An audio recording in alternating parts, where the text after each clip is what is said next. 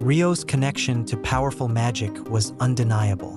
As a witch, she could draw upon the mystical forces of nature, performing feats that left others in awe. Her heritage granted her access to witchcraft, a unique form of magic that allowed her to manipulate the world around her with ease. Being a green witch, Rio was especially attuned to the earth, mastering spells and abilities linked to nature itself. Her control over the elements was particularly impressive.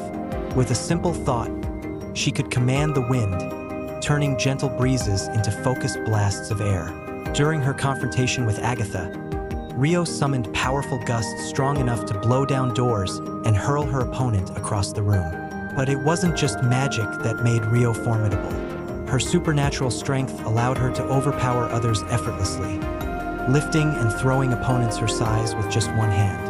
This, paired with her enhanced agility, made her a whirlwind in combat, moving at incredible speeds and even leaping off walls with ease. When knocked down, Rio could simply levitate herself back to her feet, never needing to push herself up. After battles, her abilities extended to healing. Following her skirmish with Agatha, Rio licked the witch's hand where it had been cut. To Agatha's surprise, the wound was gone, a testament to Rio's deep connection to the forces of nature and magic. Rio was a master sorceress, a powerful witch likely centuries old, with a wide range of spells and magical abilities at her disposal. Even in a weakened state, she struck fear in Agatha, hinting that Rio's skills in witchcraft were just as strong as Agatha's. But Rio wasn't just skilled in magic. She was a warrior witch as well, making her a dangerous fighter. In her battle with Agatha, Rio showed her combat prowess, jumping from walls and nearly killing Agatha with her dagger. However, it was later revealed that Rio wasn't technically allowed to do this. Beyond her fighting skills, Rio was a clever strategist. During Agatha's mental imprisonment, Rio skillfully inserted herself into Agatha's mind, pretending to be her fantasy rival. By pulling the right strings and working with Teen Spell, Rio helped Agatha break free from her mental trap. Rio also had impressive aim, as seen when she threw her dagger at Agatha, coming very close to hitting her target. Vidal arrived in Westview and found Agatha Harkness trapped under the Scarlet Witch's spell, living as Agnes O'Connor. O'Connor thought she was a detective with the Westview Police Department, so Vidal pretended to be a detective and approached her. When O'Connor saw Vidal, she got annoyed, thinking Vidal was there to take over her case. Vidal calmly sat down and reassured O'Connor, telling her she could stay in control of the situation. O'Connor then mentioned that the Jane Doe had been moved across state lines and assumed it was Vidal's way of taking over the case.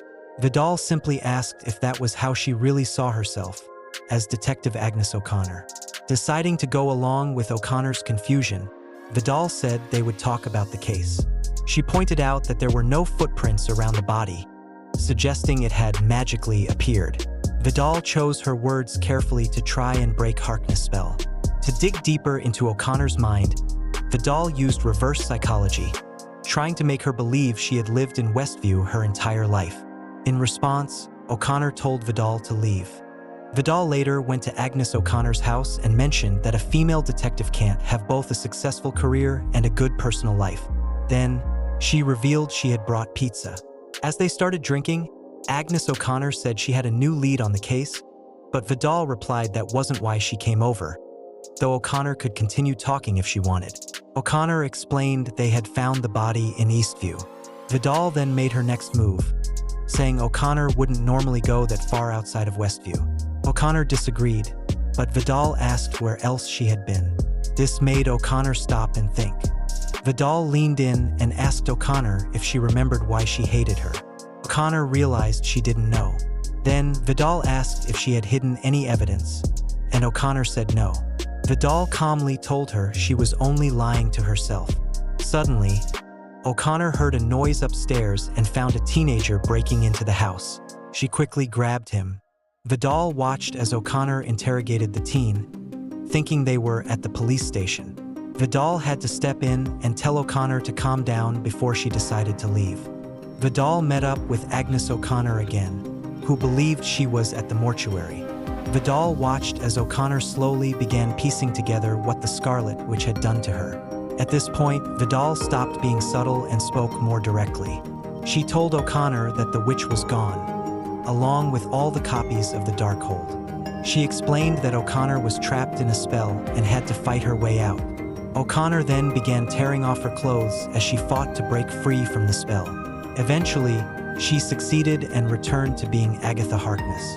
When Harkness awoke, Vidal slammed through the front door and faced her. She then cast a wind spell before leaping at Harkness with a dagger. Harkness, void of power, blocked the blade. Vidal then talked about their past and Harkness' actions once she got the Darkhold. However, the Darkhold is gone and she was vulnerable. Vidal then pushed the dagger into her throat. However, Harkness was able to break free and the two scuffled. Vidal threw her dagger at Harkness, who blocked it with a baking sheet. They then lunged at the dagger, with Harkness grabbing the blade end. As Vidal pulled it away, the dagger sliced Harkness' hand. Harkness gained the upper hand and started choking Vidal, who told her she couldn't kill her. Harkness agreed, saying it wasn't allowed.